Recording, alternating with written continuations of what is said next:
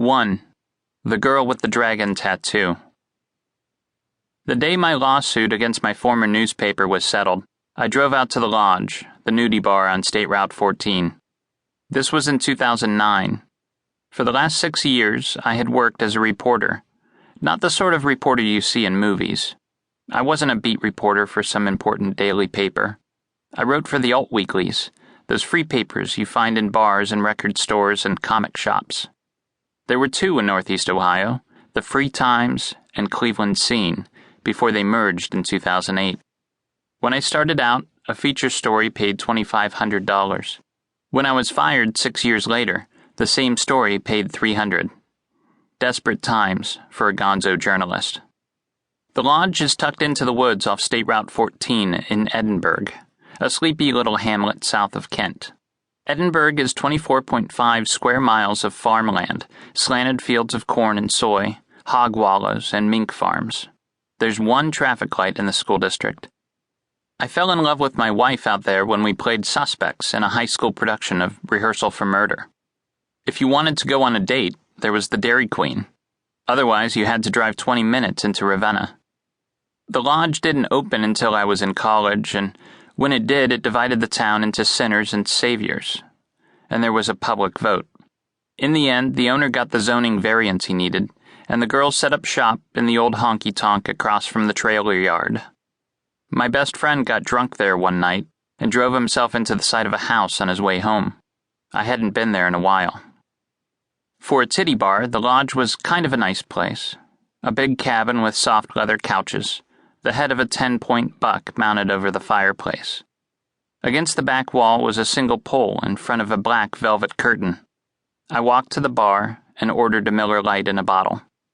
It's not like I go to strip clubs often. Maybe 10 times in my life, mostly for bachelor parties. I paid 3 women to spank my buddy on stage the day he turned 21. I wasn't ashamed to be there. I like how strip clubs smell, like Jolly Ranchers and scotch. Want to dance? I turned to find a young blonde standing beside me. She was dressed in red, lacy lingerie. Her taut skin, covered in glitter, shimmered in the sparse light. No thank you, I said. I have a thing for brunettes, and I don't like skinny. Not even athletic, really.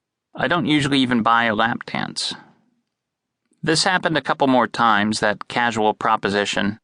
They all had silly names like Desiree, Sammy with an I, or Eden. Really, I thought I'd just sit at the bar for a couple drinks and watch the stage. I'm Gracie. This woman wore a thin black dress that stretched past her knees. Dark hair. Her body was soft and it curved in a nice way. Not busty, but healthy. I noticed right away that her eyes were different.